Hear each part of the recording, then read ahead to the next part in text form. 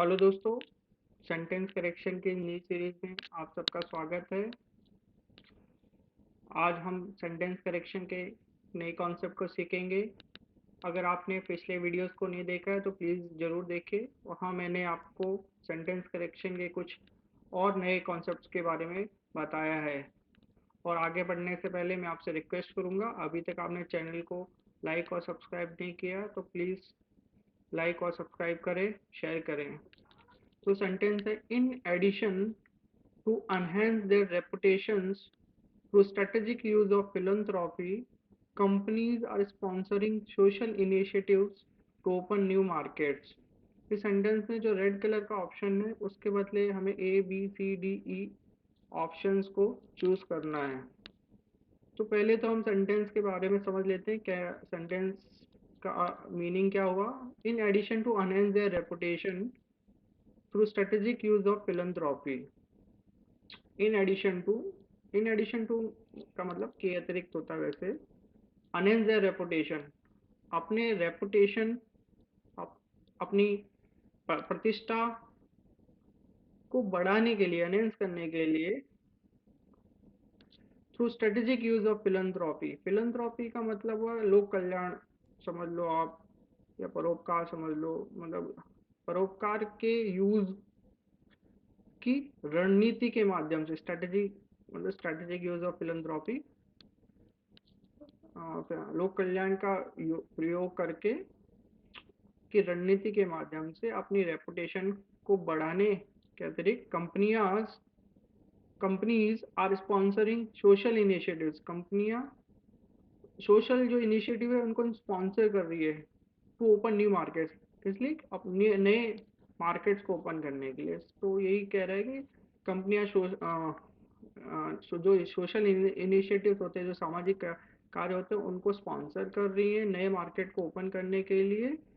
और जो लोक कल्याण की स्ट्रेटजी को यूज करके वो अपनी रेपुटेशन को बढ़ा रही है।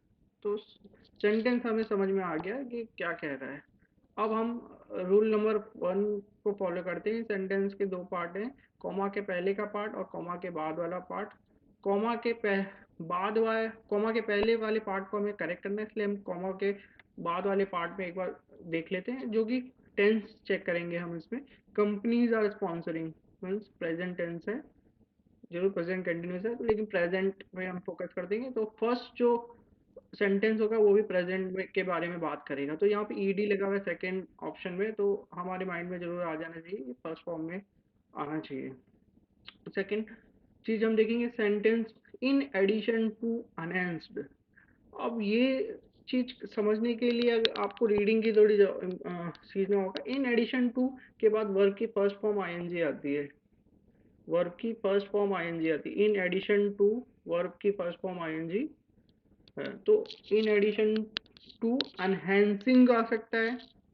तो कहीं कोई ऑप्शन है जिसमें ऐसा इन एडिशन टू एनहेंसिंग है, of enhancing, to having in enhance, to enhancing their reputation. C option देखिए, साफ साफ समझ आ रहा है in addition to enhancing their reputation. तो अपनी रेपुटेशन के बढ़ाने के अतिरिक्त ये इसका सही है। अब लेकिन ये मुझे तो पता है, लेकिन आपको नहीं पता, इसके लिए क्या करना होगा। देखिए, जरूर आपको रीडिंग थोड़ी ज़्यादा करनी होगी, लेकिन मैं आपको इसी in addition to plus verb की फर्स्ट फॉर्म आईएनजी के कुछ रूल्स बताता हूँ, ताकि नेक्स्ट टाइम कभी भी आपको ये ऐसा सेंटेंस मिले तो आपको कोई प्रॉब्लम ना हो। देखिए, ये मैंने कुछ बनाया है आपके लिए। जो फ्रेज है in addition to can be followed by a verb in the present participle form, that is verb की first form plus ing, to indicate that the action described by the verb is happening at the same time as an in addition to main action in the sentence। देखिए, अब इसको समझ, इसमें जो लिखा हुआ है उसको मैं एग्जांपल के थ्रू को आपको समझाऊंगा, तो आपको एकदम क्लियरिटी मिल जाएगी कि इन एडिशन टू जो फ्रेज है उसमें वर्ब की फर्स्ट फॉर्म आईएनजी आती है। जैसे एग्जांपल है, in addition to studying for her exam she is also working part time. इसका मतलब है अपने एग्जाम्स की पढ़ाई के अतिरिक्त वह पार्ट टाइम काम भी कर रही है। तो यही है कि इसका मतलब है कि ये जो मेन वर्ब है इसमें यही बताया गया है कि जो मेन वर्ब है she is also working part time, वो पार्ट टाइम भी काम कर रही है और एग्जाम की स्टडी भी कर रही है। In addition to playing soccer, मतलब फुटबॉल खेलने के अतिरिक्त he also enjoying running and swimming, वह रनिंग और स्विमिंग भी इंजॉय करती है। In addition to cooking dinner, खाना पकाने के अतिरिक्त she is also preparing lunch for the next day, वह अगले दिन के लिए लंच भी तैयार कर रही है। In each of the sentence the verb plus ING phrase, studying हो गया जैसे working, playing, running, swimming, cooking, preparing, describe an action that is happening in addition to the main action of the sentence, studying for exams, playing soccer, cooking dinner। तो कहने का मतलब है कि आपको समझ में आ गया होगा कि के अतिरिक्त हिंदी में इसका मतलब होता है, और जब भी इन एडिशन टू हो उसके साथ वर्ब की फर्स्ट फॉर्म आईएनजी आए। I hope this helps. Let me know if you have any other questions. You can comment below. Please like and subscribe the channel. Thank you so much.